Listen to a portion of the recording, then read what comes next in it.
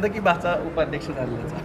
नाही, मुख्यतः सांगली जिल्हा हा पुरोगामी विचाराचा जिल्हा आहे आणि स्वर्गीय यशवंतराव चव्हाण साहेब, स्वर्गीय ज्येष्ठ नेते वसंतदादा, स्वर्गीय राजाराम बापू असतील, स्वर्गीय पतंगरावजी कदम साहेब, स्वर्गीय आर पाटील साहेब, अशा एक काँग्रेस पक्षाचा, काँग्रेसही हा जिल्हा म्हणून मानला जातो.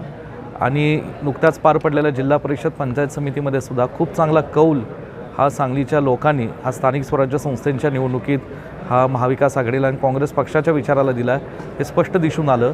आज तालुका पंचायतीचेही निकाल आपण पाहिले तर सभापती होत असताना सत्ताधारी पक्षाचे फक्त एकूण 10 तालुक्यामध्ये 3 तालुक्यामध्ये हे सभापती झालेत. 7 तालुक्यामध्ये महाविकास आघाडीचे हे पंचायत समितीचे सभापती झालेले आहेत. त्याचबरोबर आज जिल्हा परिषदेमध्ये सुद्धा विशेष करून काँग्रेस, राष्ट्रवादी, शरद पवार साहेब गट आणि याच ठिकाणी राष्ट्रवादी अजितदादा गट आणि जिल्ह्यातील आमचे नेते आदरणीय जयंतराव पाटील साहेब, आमचे खासदार सन्माननीय विशालदादा पाटील आणि अनेक नेतेगण, आदरणीय ज्येष्ठ नेते शिवाजीराव नाईक साहेब, आदरणीय ज्येष्ठ नेते अजितराव घोरपडे साहेब या ठिकाणी असतील, आमचे जिल्हाध्यक्ष विक्रमदादा सावंत, देवराजदादा पाटील, सगळी ज्येष्ठ मंडळी ह्यांनी जी ताकद लावली त्यातनं हे समीकरण जमलं. आणि आज राष्ट्रवादी काँग्रेस पक्षाचे अध्यक्ष हे वाळव्या तालुक्यातले झालेत आणि ज्या पलूस कडेगाव मतदारसंघातनं 8 जिल्हा परिषद सदस्य काँग्रेसचे निवडून आले, तिथून पलूस तालुक्यातल्या एका तरुण कार्यकर्त्याला ऋषिकेश लाड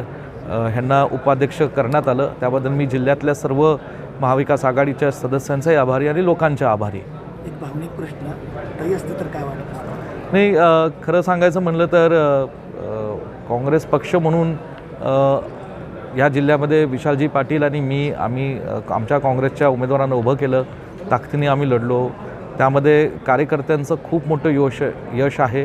महाविकास आघाडी म्हणून आम्ही आणि जयंतराव पाटील साहेबांनी एकमेकांच्या प्रचारात चांगली साथ दिली, कार्यकर्त्यांनी साथ दिली.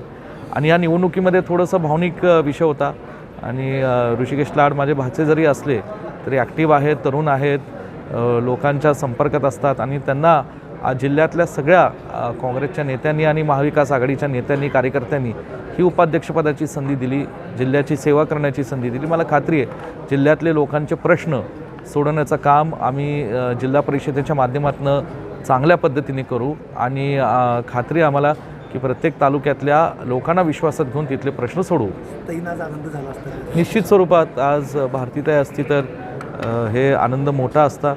आणि एक भाऊ म्हणून मलाही आनंद आहे की आज म्हणजे त्यांच्या मुलाला, माझ्या भाचाला आज सदस्य केल्यानंतर उपाध्यक्ष करण्यामध्ये मला आणि आम्हा सगळ्यांना मोठं यश मिळालं. त्यामध्ये जयंतराव पाटील साहेब, विशालजी पाटील आणि पुन्हा एकदा सगळ्या जिल्हा परिषद सदस्यांचं ते सहकार्य मला मिळालं, त्याबद्दल मी त्यांचा आभारी आहे.